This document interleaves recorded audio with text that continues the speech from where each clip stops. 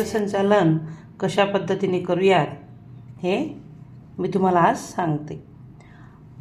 कर योग रहा निरोग, कर योग रहा निरोग। तर उपस्थित सर्व मान्यवर, शिक्षक वृंद आणि माझ्या तमाम योगप्रेमी बंधू भगिनींनो, मी कविता कुमावत आपणा सर्वांचे आजच्या या आंतरराष्ट्रीय योग दिनानिमित्त मनपूर्वक स्वागत करते। अंधार मनातील दूर सारूया, ज्ञानाचा हा दिवा आज पेटूया। योगाच्या या पावन प्रकाशात निरोगी आयुष्याची पहाट पाहूया, निरोगी आयुष्याची पहाट पाहूया। तर भारतीय संस्कृतीची जागतिक देणगी म्हणजे काय? योग।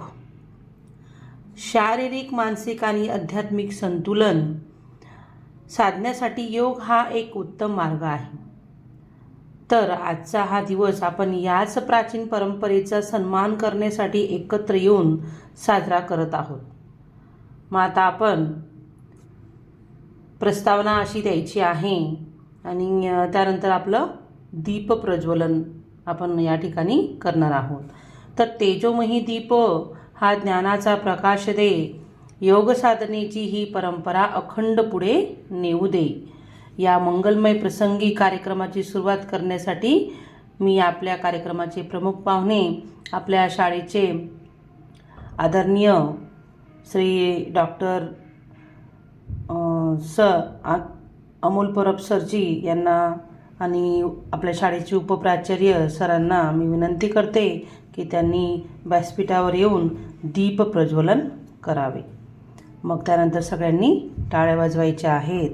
पाहुण्यांचे स्वागत आणि शुभेच्छा या ठिकाणी आपण पाहूयात। आता दीप प्रज्वलन झाल्यानंतर आपण या ठिकाणी असं म्हणायचं आहे की मी मान्यवरांचे शब्दसुमनांनी स्वागत करते। स्वागतम स्वागतम स्वागतम। आणि परत आपण चारोडी या ठिकाणी म्हणायची आहे, निरोगी आयुष्य लाभो आपणास, निरोगी आयुष्य लाभो आपणास, हीच या योगदिनी प्रार्थना।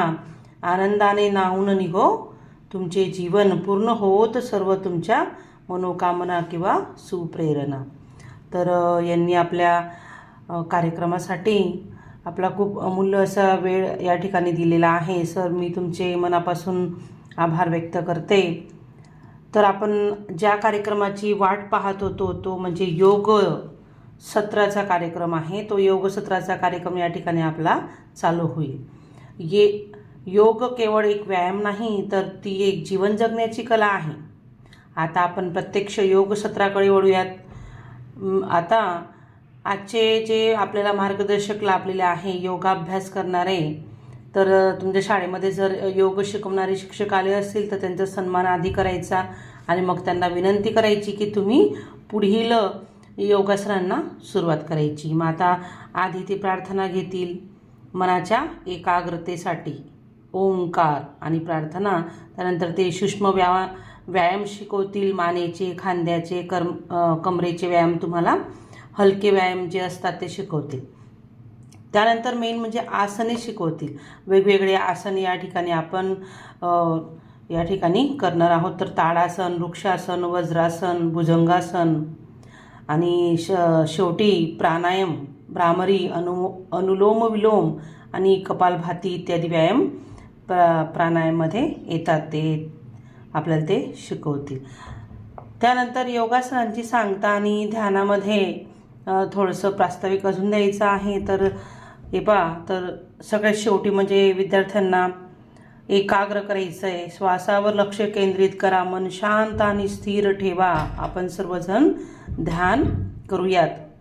मग विद्यार्थ्यांना डोळे अलगद मिटून त्यांना त्यांच्या श्वासाच्या गतीवर लक्ष केंद्रित करायला सांगायचं आहे। तर दीर्घ श्वास घ्यायचा आहे आणि आपला दीर्घ श्वास हळूहळू हळूहळू हळू सोडायला सांगायचा आहे। तर मग त्यानंतर आपला सगळ्यात लास्ट आणि एंडिंगचा जो कार्यक्रम असतो तो म्हणजे आभार प्रदर्शन। तर दोन्ही तळहात एकमेकांवर घासून निर्माण झालेल्या ऊर्जेचा स्पर्श आपल्या डोळ्यांना द्यायचा आणि हळूच डोळे उघडायला विद्यार्थ्यांना सांगायचं आणि आजचा जो कार्यक्रम आहे आभार प्रदर्शन सगळ्यात शेवटचा.